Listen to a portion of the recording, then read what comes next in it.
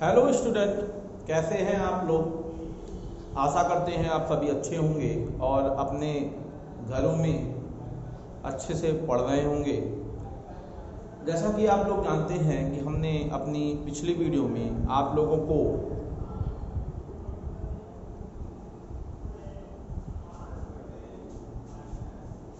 एक व्यंजक करवाया था जो कि एक समान चुंबकीय क्षेत्र में धारामापी लोग पर बलाघूर्ण का व्यंजक था।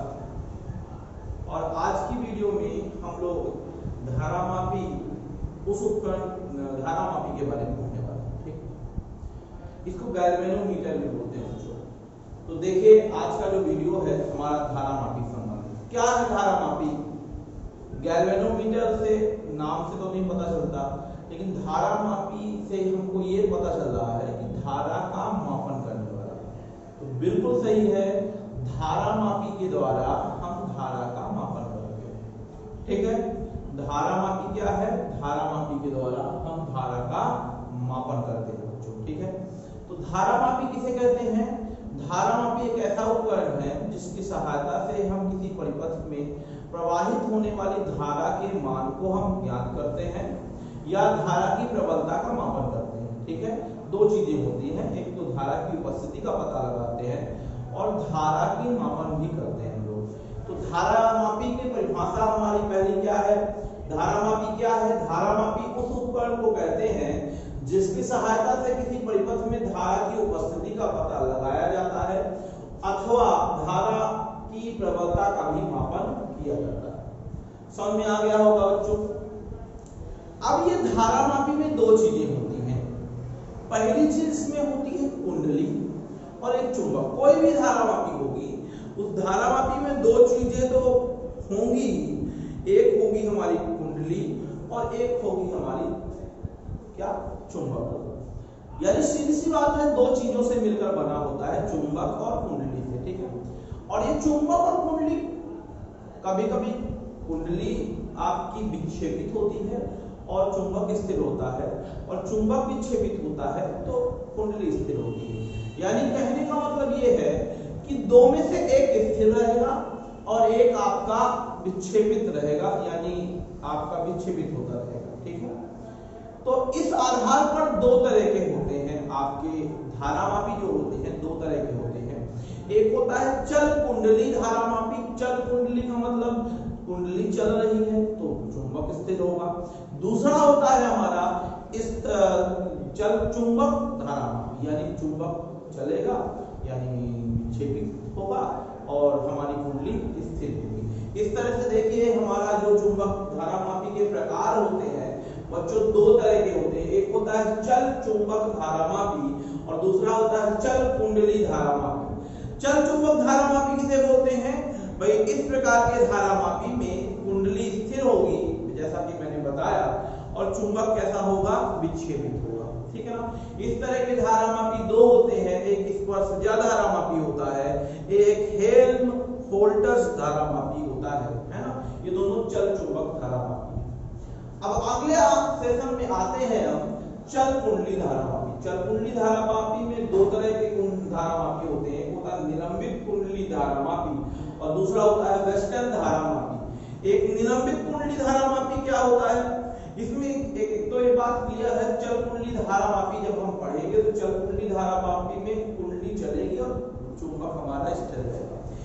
लेकिन इसमें दो टाइप होता है, एक निलंबित कुंडली। निलंबित कुंडली का मतलब ये होता है कि चुंबक के दो ध्रुवखंडों के बीच एक निलंबन तार की सहायता से एक कुंडली लटका दी जाती है ना। निलंबन तार की सहायता से लटका होता है कुंडली, है ना। और इसी को हम क्या बोलते हैं? निलंबित कुंडली धारामापी बोलते हैं। और एक वेस्टर्न धारामापी जिसे किलकित धारामापी भी बोलते हैं। ये क्या होता है?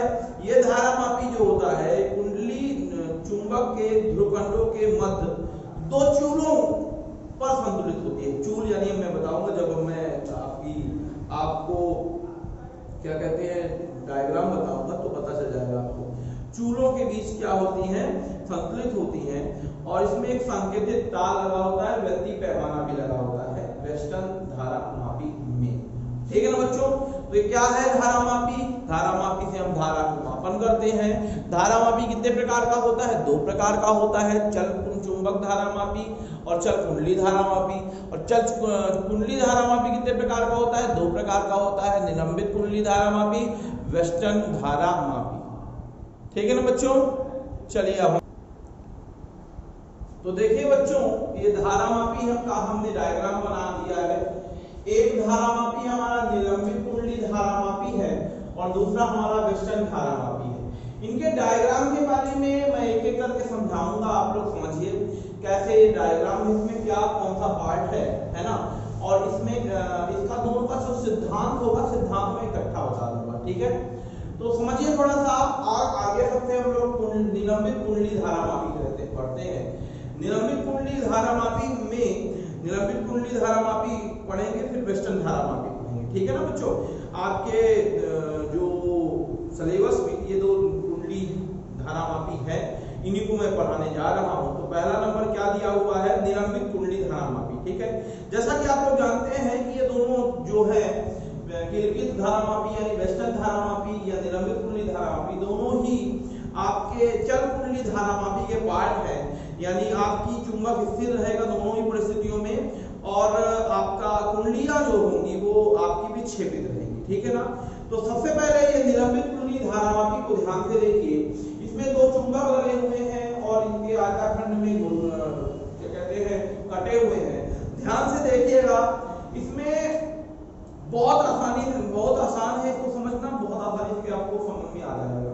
देखिए सबसे पहले इसमें एक आयताकार या वृत्ताकार कुंडली ए लगी होती है। कुंडली ए आयताकार या वृत्ताकार दोनों हो सकती है। देखिए ये दिख रहा है आपको, ये आयताकार भी हो सकती है और वृत्ताकार भी हो सकती है, किसी भी आकार की हो सकती है बच्चों। ठीक है, तो इसमें आयताकार और वृत्ताकार क्या लगा होता है? एक कुंडली लगी होती है जो कि तांबे की पतले एवं विद्युत तार को हल्के अचुंबकीय पदार्थ जैसे एल्युमिनियम के फ्रेम पर लपेट कर बनाई जाती है। कैसे बनाई जाती है? तांबे के तार को एल्युमिनियम के फ्रेम में लपेट दिया जाता है, तो ये कुंडली हमारी बन जाती है। जो आपको एक आयताकार दिख रही है, ये कुंडली है हमारी।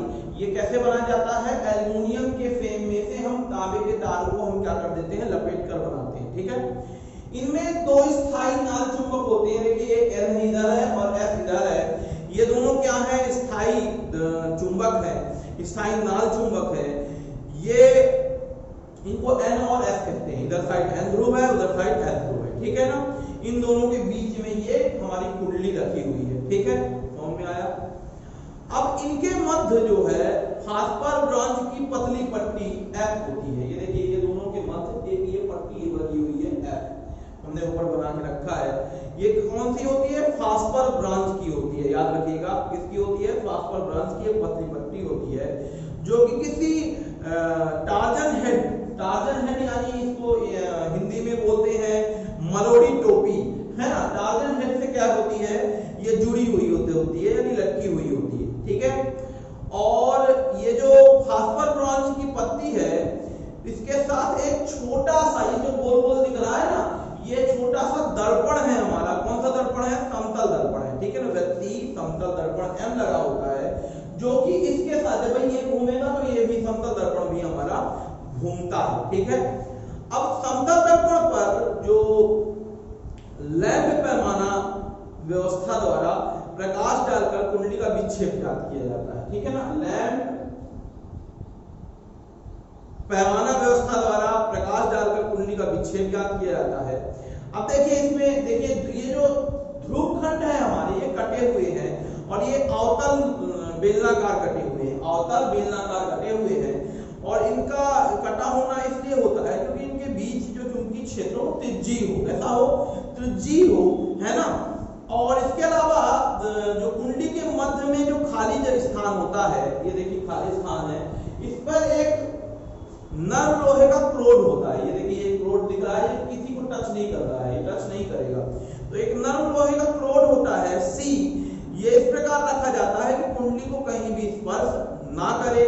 ठीक है ना, और कुंडली के निचले सिरे पर नीचे देखिए एक SP बनी हुई है, यह स्प्रिंग, क्या है? ये स्प्रिंग है हमारी, SP स्प्रिंग है हमारी, जो कि फिर से मरोड़ी है ना। तो ये जो है इसका संबंध S से होता है, ठीक है, इसका संबंध S से होता है। और इसी तरह देखिए इस S का संबंध एक T1 से होगा और ये SP का संबंध किससे है, T2 से है, ठीक है।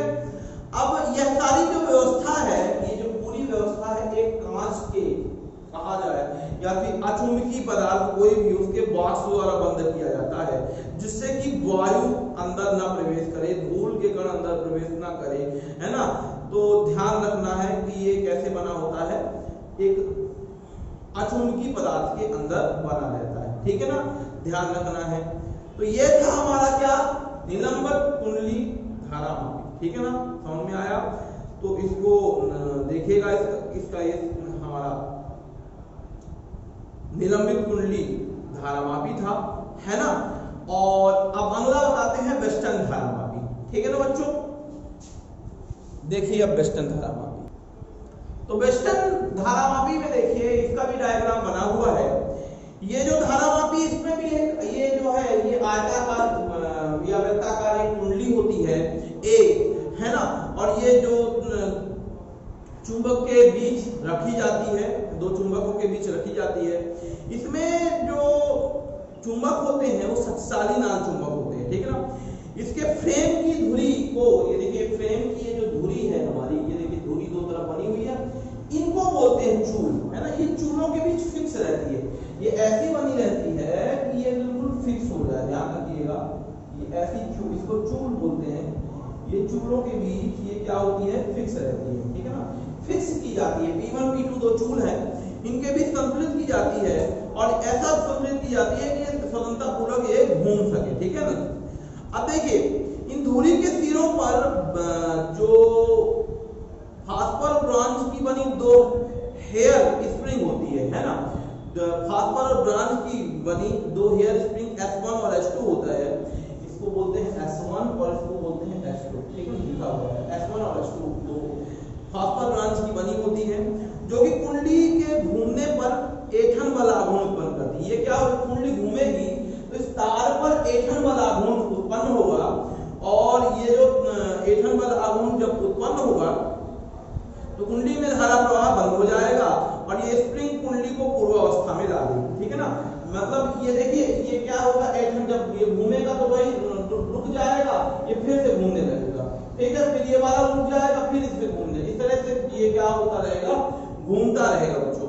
अब यहाँ पर कुंडली में जो हमारी फ्रेम है उसमें एक खाली जगह होती है, उस खाली जगह में एक सी क्रोड होता है जो कि कहीं भी स्पर्श नहीं करता और कुंडली का के साथ एक एल्युमिनियम का बना एक संकेतक P लगा रहता है। देखिए संकेतक P लगा रहता है जो कि क्या होता है, एक पैमाना M है हमारा, ये पैमाना है M, इस पर घूमता रहता है, इस पर क्या करता रहता है, घूमता रहता है। इस पैमाने में समान दूरियों पर चिन्ह अंकित होते हैं।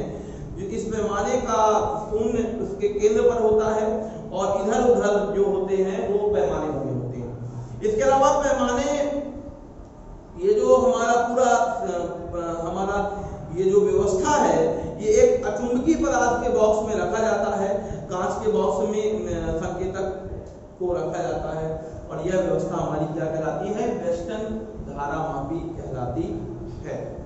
समझ में आया बच्चों, ये है हमारा क्या, निलंबित कुंडली धारामापी और वेस्टर्न धारामापी का सचित्र वर्णन, ठीक है।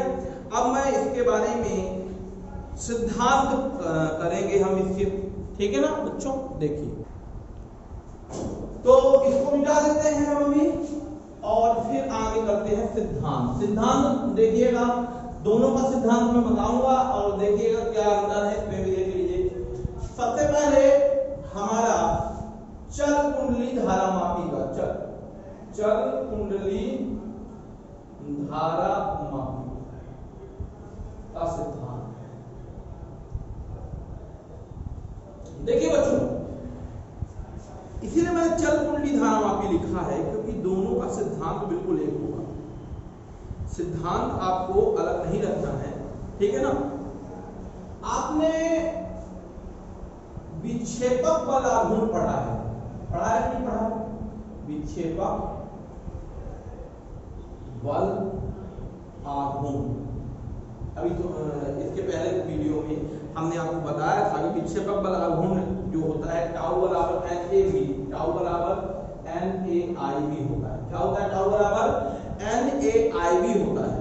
अब इसमें देखिए जो चल कुंडली होती है उसमें एक ब्रॉन्ज फास्फोरस की पट्टी होती है, उसकी जो उससे ऐंठन उत्पन्न करती है ना। यदि कुंडली का विक्षेप जो है, यदि कुंडली का विक्षेप 5 हो, क्या हो 5 हो, तो ऐंठन बल गुणांक जो होता है, ऐंठन बल गुणांक जो होगा वो होगा K5। क्या होगा? K5। देखिए ये जो बल आघूर्ण है इसी की वजह से ऐंठन उत्पन्न हुआ है। K5 जो उत्पन्न हुआ है वो किसकी वजह से हुआ है?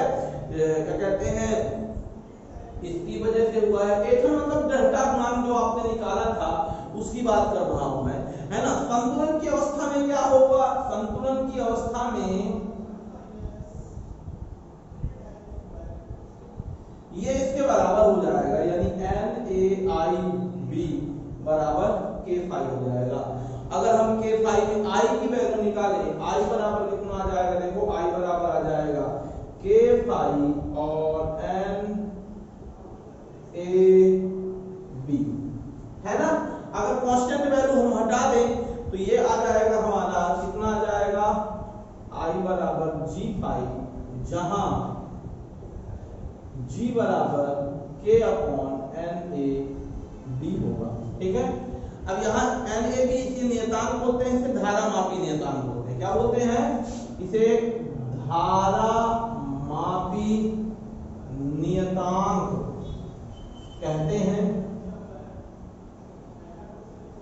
अब प्रोपोर्शनल चिन्ह जब भी हटता है तो क्या लग जाता है? नियतांक लग जाता है। मतलब धारा मापी में जो बहने वाली धारा है, या चल कुंडली में धारा मापी में बहने वाली जो धारा है, कुंडली के विक्षेप के अनुक्रमानुपाती होती है, और यही इसका क्या है? सिद्धांत है। कुंडली के विक्षेप के क्या होती है? अनुक्रमानुपाती होती है, और यही इसका बच्चों सिद्धांत है। और इस सिद्धांत को आप लोग कर लेंगे। ठीक है ना बच्चों, समझ में आ गया होगा। इसको आप लोग कर लेना है आप लोगों को, और इसको अच्छे से आप लोग नोट कर लेंगे। ठीक है ना बच्चों। तो ये क्या था हमारा? धारा मापी का सिद्धांत। ठीक है। चलिए आज हम इसी में क्या बताते हैं? शंट के बारे में बताते हैं। किसके बारे में बताते हैं? शंट के बारे में बताते हैं कि शंट क्या होता है। देखिए बच्चों, जब हम धारा मापी को किसी परिपथ से जोड़ते हैं, समझिए थोड़ा, जब हम धारा मापी यानी गैल्वेनोमीटर को किसी परिपथ से जोड़ते हैं तो धारा मापी में जब एकाएक धारा देते हैं, क्योंकि कुंडली होती है ना, और कुंडली इस विक्षेपक होता है कुंडली में, तो जब एकाएक धारा देंगे बच्चों तो धारा मापी में क्या हो जाएगा आपका? एकाएक धारा देने से कुंडली जल सकती है आपकी, है ना। और कुंडली जल सकती है या उसकी सुई टूट सकती है। तो इस तरह से हम ये बोल सकते हो कि धारा मापी खराब हो सकता है आपका, है ना। और इससे बचने के लिए, मतलब धारा मापी को खराब होने से बचने के लिए एक व्यवस्था का निर्माण किया गया जिसे बोलते हैं हम शंट, जिसके बारे में मैं आपको आज बताऊंगा। शंट क्या होता है और शंट का व्यंजन भी करवाऊंगा। ठीक है। तो शंट है क्या? तो शंट को समझने के लिए कुछ ज्यादा जरूरत नहीं है। शंट पर्टिकुलर शंट कोई ऑब्जेक्ट नहीं है।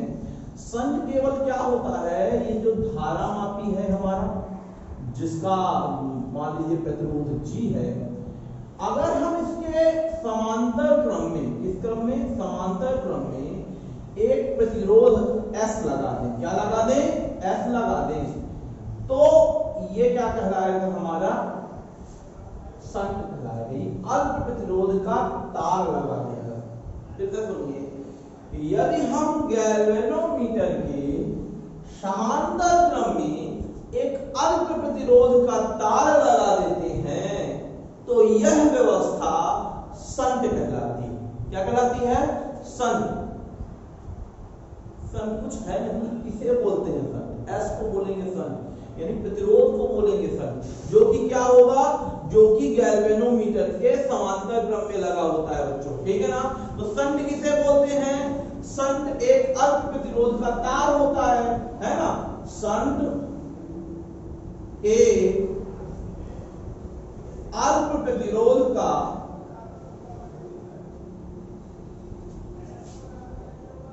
तार होता है जो धारामापी के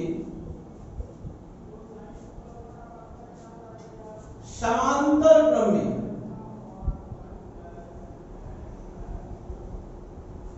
जोड़ा जाता है, ठीक है। किससे जोड़ा जाता है? धारामापी की सुरक्षा के लिए। धारामापी की सुरक्षा के लिए धारामापी के समांतर क्रम में जोड़ा जाता है। जैसा कि मैंने चित्र में बताया कि यह है हमारा धारामापी। धारामापी के अगर हम समांतर क्रम में क्या जोड़ दें? अल्प प्रतिरोध। ये मतलब अल्प प्रतिरोध का बहुत कम प्रतिरोध का होता है ना। यदि हम धारामापी के प्रतिरोध का तार, कौन सा? अल्प प्रतिरोध का तार इसके समांतर क्रम में सदैव जोड़े दे, है ना, सदैव जोड़ दे, तो समांतर क्रम में अगर कोई तार जोड़ दे तो ये क्या कहलाता है? हमारा शंट कहलाता है। और इसी के बारे में, इसी का अध्ययन करेंगे, ठीक है बच्चों। तो इसका व्यंजक करते हैं। मान लेते हैं ये आई धारा बहती है, तो जब आई धारा बहेगी दो भागों में बट जाएगी। ये शंट से भी जाएगी और गैल्वेनोमीटर से भी जाएगी, है ना। अब एक बात और, इसका जो इन दोनों के बीच जो विभवांतर आएगा, क्योंकि दोनों एक ही पॉइंट से जुड़े हुए हैं, इनका विभवांतर भी दोनों का सेम होगा। यानी धारा और इनके प्रतिरोध का गुणनफल, इनके धारा और प्रतिरोध का गुणनफल एक होगा, ठीक है ना। तो पहले हमने धारा के बारे में बताया। आपको पता है I बराबर क्या होगा? Ig प्लस S होगा। समीकरण नंबर 1 समझ में आया नहीं आया? I बराबर क्या होगा बच्चों? Ig प्लस S, है ना। अब देखिए, मैंने भी यहां थोड़ी सी बात बताई कि विभवांतर इन दोनों का एक होगा। विभवांतर मतलब धारामापी के सिरों के बीच विभवांतर जो होगा बच्चों, वो किसके बराबर होगा? शंट F के बीच विभवांतर के बराबर होगा, है ना। तो शंट के सिरों के बीच विभवांतर के बराबर होगा। और शंट के सिरों के बीच विभवांतर के बराबर होगा, यानी सीधी सी बात है कि यहां दो धारा विभव हो गए, है ना। एक धारामापी का विभव हो गया और एक इसका विभव होगा। शंट के सिरों के बीच विभवांतर हो गया। क्या होता है विभव? ओम के नियम से V बराबर R है। ओम के नियम से क्या होता है? V बराबर प्रतिरोध गुणे धारा। इसका प्रतिरोध हम मान लेते हैं G है और बहने वाली धारा G है। इसका प्रतिरोध S है और बहने वाली धारा IG है। तो देखिए IG into G equal to IS into S। कितना फॉर्म में आया? धारा और प्रतिरोध का गुणनफल, धारा और प्रतिरोध का गुणनफल, ठीक है ना। अब हम क्या करते हैं? देखिए IS को इधर भेज दो तो IS upon IG, IS upon IG equal to कितना आ जाएगा? G upon S। कितना फॉर्म में आया? इसको इधर भेजे, इसको इधर भेजे। अब दोनों पक्षों में हमको S का मान निकालना, ध्यान रखिएगा। दोनों पक्षों में F का या 1 को जोड़ने पर, एक जोड़ने पर, तो 1 ऐड करो तो IS अपॉन IG, 1 ऐड करो G अपॉन S। तो देखो यहाँ पास कितना आ जाएगा? यहाँ पास आ जाएगा हमारा IG plus IS upon IG। देखिए दोनों ऐड हो गया। और यहाँ आ जाएगा हमारा S plus G upon S। बहुत बढ़िया, S plus G upon S। इतना तो समझ में आ गया होगा आपके, है ना? तो आप इतना लिख लेंगे। अब देखिए समीकरण नंबर 1 का यूज करते हैं। समीकरण नंबर 1 से, 1 में क्या है, IG और IS मिलके I बना रहा है, और यहाँ क्या है, ये तो वही है, S plus G upon S। अब यहाँ कर देते हैं रेसिप्रोकल, यानी उल्टा कर देते हैं। तो यहाँ हो जाएगा हमारा IG अपॉन I, और यहाँ हो जाएगा G plus S upon S। सब उल्टा हो गया, S upon G plus S। Equation number इसको ले लेते हैं 2। ठीक है, अब यहाँ हम मान लेते हैं कि संपूर्ण धारा का n भाग, मान लो n भाग है, n भाग ये है ना? तो संपूर्ण धारा का जो n भाग है वो संध से होकर जा रहा है। ठीक है ना? जो nवां भाग जो है धारामापी से होकर जा रहा है। I का कौन सा भाग, nवां भाग जो है कहां से होकर जा रहा है, I का nवां भाग जो है संध से होकर जा रहा है। हम क्या मान रहे हैं कि ये मान लेते हैं I का nवां भाग संध से नहीं, धारामापी से होकर जाता है। भाई कुछ भाग यहां से जाएगा, कुछ भाग यहां से जाएगा। हम मान लेते हैं कि गैल्वेनोमीटर से जो मुख्य धारा आई है उसका nवां भाग जाता है धारामापी से, है ना? तो धारामापी से nवां भाग जाता है, ऐसा हमने मान लिया। जब ऐसा मान लिया तो ये बताइए IG अपॉन I को हम क्या लिख सकते हैं, हम लिख सकते हैं 1 अपॉन n। क्या लिख सकते हैं, 1 अपॉन n लिख सकते हैं। यानी सीधी सी बात है, I का nवां भाग जा रहा है तो I का nवां भाग IG upon I equal to 1 upon n लिख दिया। अब समझिए थोड़ा सा, अब समीकरण नंबर 3 इसको ले लो 3, समीकरण नंबर 3 और 2 से समीकरण नंबर 2 और 3 को देखो। समीकरण नंबर 2 एवं समीकरण नंबर 3। अब ये बताइए 2 नंबर और 3 नंबर में कोई दिक्कत है क्या? नहीं है भैया, वही है। और जब वही है तो ये क्या हो जाएगा हमारा, IG अपॉन I की जगह 1 अपॉन n लिख दो। तो यहाँ क्या आ गया हमारा, S upon G plus S equal to 1 upon n। ठीक है, क्रॉस मल्टीप्लिकेशन करते हैं, कितना आ जाएगा हमारा, ये आ जाएगा हमारा कितना, S n या NS जो भी लिखना हो, NS equal to G plus S। S को इधर भेज दो, NS minus S equal to G। S common ले लो, S बराबर n minus 1 equal to G। और यहाँ पास कितना आ जाएगा, G S बराबर आ जाएगा G अपॉन n माइनस 1। मतलब कि अगर n भाग जो है, nवां भाग धारामापी से होकर जाता है तो इसका मतलब है कि G जो प्रतिरोध S होगा G का n माइनस 1वां भाग होगा। ठीक है ना? क्या होगा प्रतिरोध, यदि धारा में इसके nवें भाग को धारामापी में से प्रवाहित करें तो संघ के प्रतिरोध को धारामापी के प्रतिरोध का n माइनस 1वां भाग मानना पड़ेगा, या n माइनस 1वां भाग होगा। बच्चों समझ में आया कि नहीं आया? बहुत सरल व्यंजक है, बहुत आसान है। फिर से देखिए क्या किया है हमने, I बराबर IG प्लस IS था। यहाँ बात देखिए, भाई दोनों एक ही बिंदु पर जुड़े हुए हैं, यानी विभव समान होगा, यानी धारा और प्रतिरोध का गुणनफल क्या होगा, बराबर होगा। तो IG IS यहाँ पास IS upon IG G upon S 1 जोड़ दिया तो यहाँ पास IG प्लस IS आ गया, इसकी जगह I लिख दिया, इसको रेसिप्रोकल कर दिया तो IG upon I S upon G plus S उल्टा कर दिया। कर सकते हैं, बिल्कुल कर सकते हैं।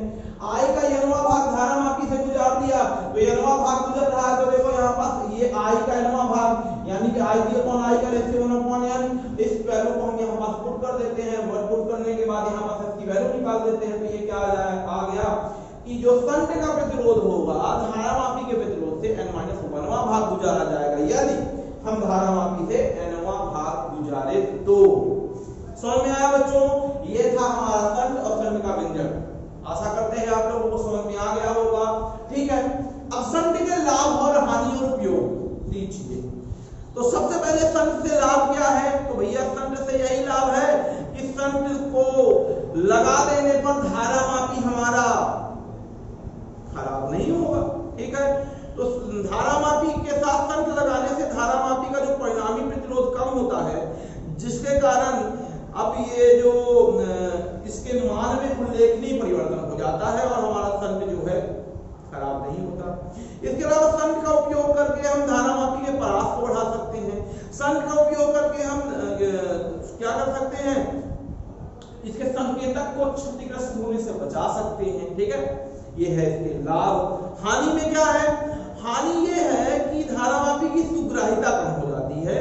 ध्यान रखिएगा, इसकी सुग्राहिता शंट लगाने पे क्या हो जाती है, कम हो जाती है। ठीक है, उपयोग यानी शंट का उपयोग क्या है, तो भाई शंट का उपयोग धारामापी को प्रबल धारा से बचाने के लिए होता है, पहली बात।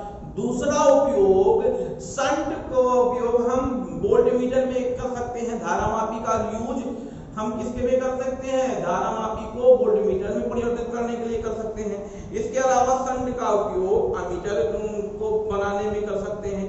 तो कैसे कर सकते हैं, इसके बारे में हम अगली वीडियो में आप लोगों को बताएंगे, और अगली वीडियो में ही आप लोगों को कुछ महत्वपूर्ण क्वेश्चन इसके बारे में करवाएंगे, और आप लोग इसको देखिएगा, समझिएगा।